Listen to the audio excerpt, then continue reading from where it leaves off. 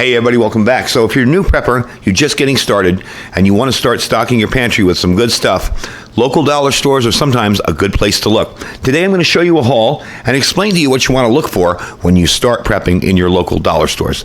Let's get started.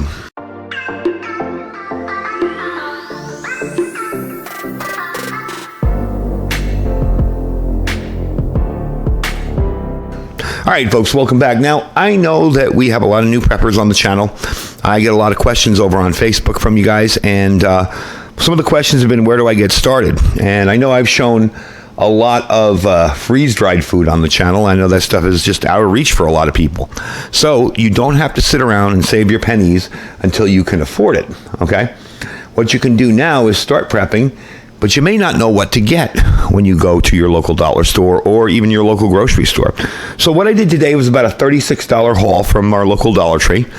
Because it's now $1.25 tree, it's gone up a little bit. I used to do $25 and $20 hauls, but I wanted to show you now our Dollar Tree has not recovered from COVID yet. It's still very, very low stock. What used to be an entire aisle of food now is like a quarter of the aisle. And it's really, really not as good as it used to be.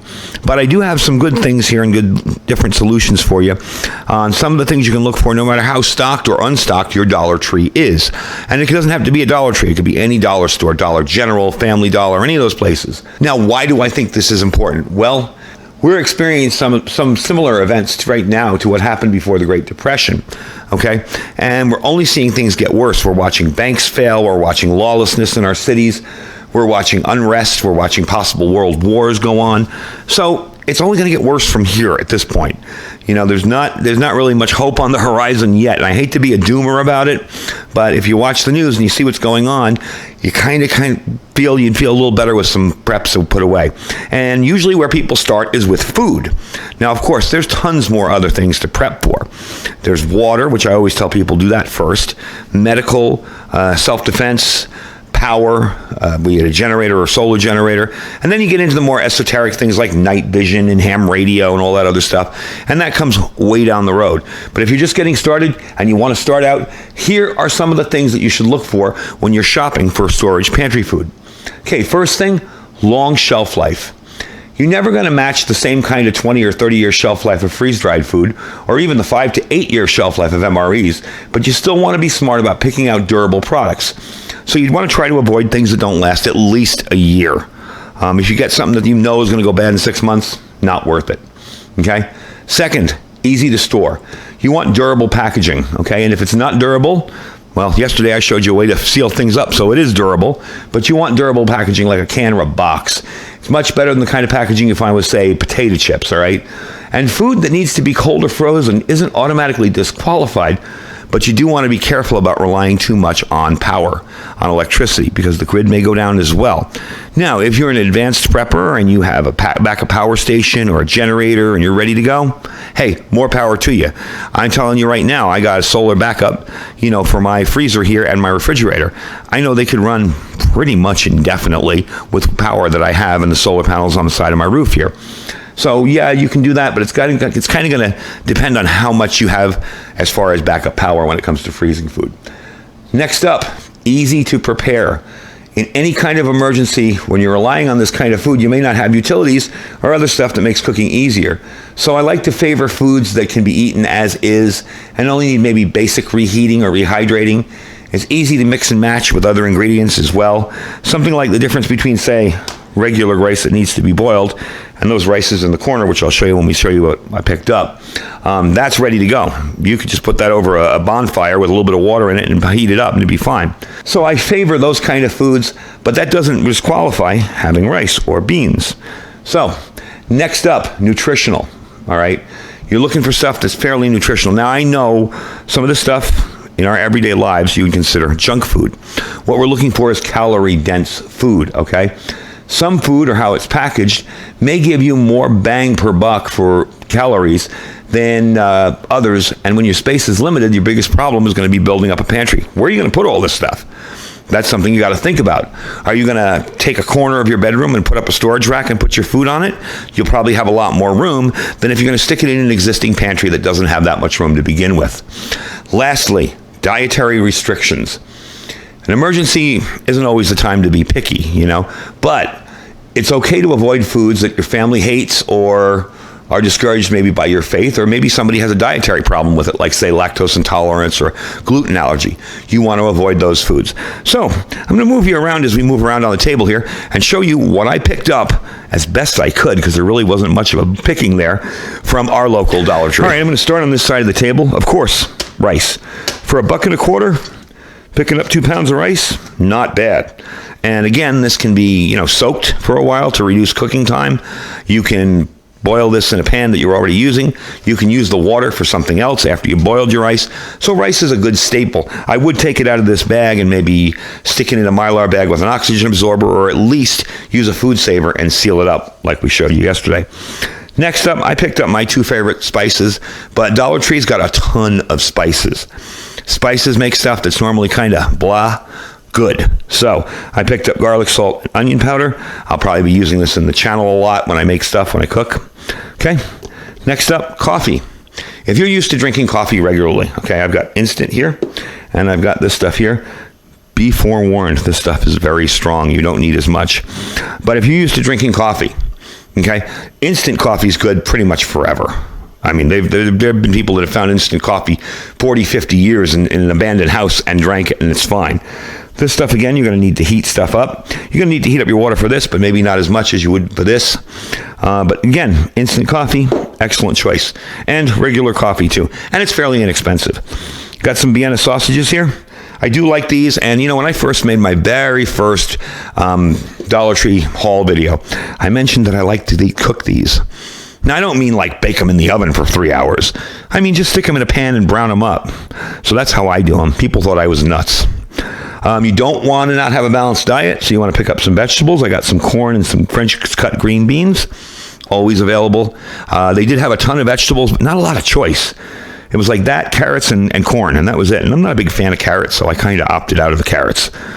Next up, this stuff here, Old English spread. This is a sharp cheddar product. Now, the shelf life on this, if I can find it, I did notice something. The shelf life on this is good till the 2nd of July, 2023. So this is kind of approaching the end of its date.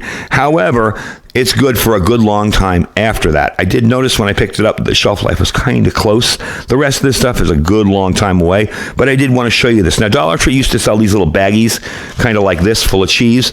Those are good too. They last a good long time. And while we got this in my hand, buffalo style chicken. This is Star Kiss. They make the tuna, but they also make the chicken creations. This stuff's really good, and it's not too spicy if you can't do spices. All right, let's move over this way. All right, I'm going to start in the back from the furthest away here. This stuff makes everything taste better. Taco sauce. It is a mild taco sauce. I prefer, especially after my gallbladder surgery, to be a little bit careful, so I go with mild. I can eat a lot of spicy stuff and it really not bother me, but I just don't want to take the chance just yet. So we got mild. Another thing, too, you're going to need oil to cook your food with, right? Well, here you go. Soybean and virgin olive oil. Okay, it's a blend of both. You can get plain olive oil from them. I just picked this up because I know some people like soy, some people don't. So if you're trying to avoid it, you know what to avoid. And if you're looking for the regular virgin olive oil, they have that as well. Of course, the ever-popular mini Spam cans. These are their version of the Spam. Very, very good, really. They do have the old school opener. It's kind of cool.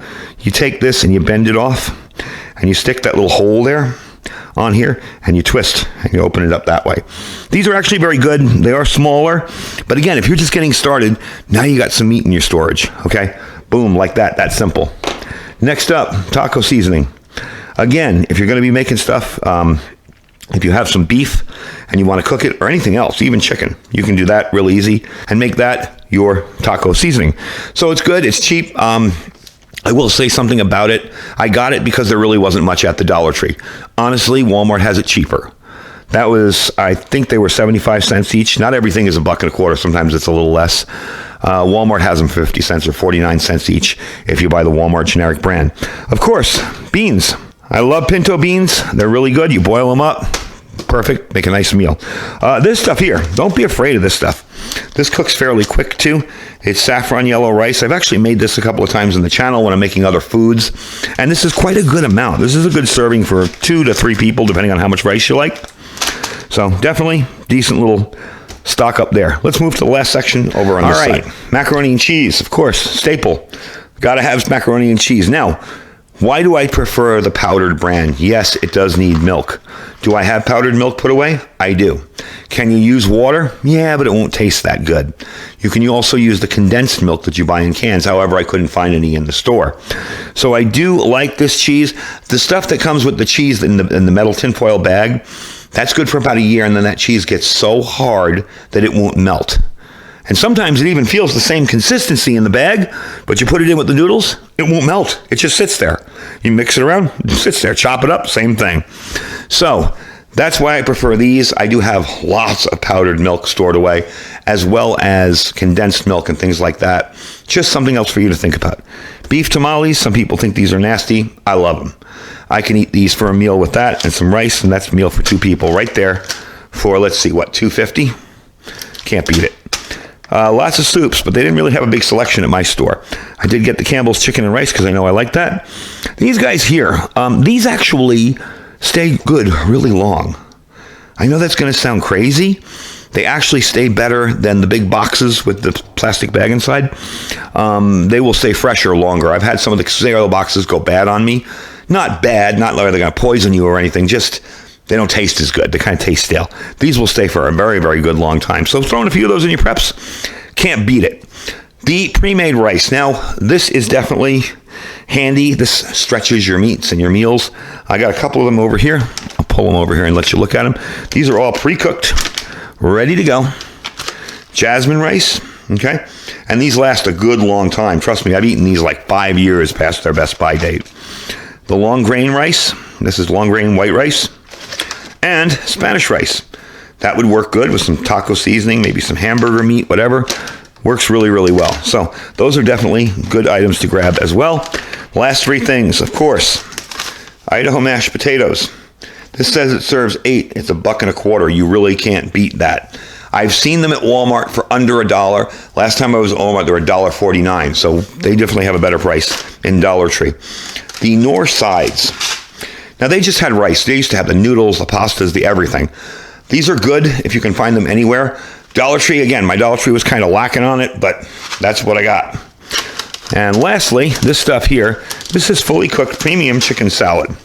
This stuff is really, really good. Makes a quick little sandwich, ready to eat. Again, we prefer these kind of foods that are ready to eat. Shelf life on it, let's see. Wow, okay. 19th of June, 2025.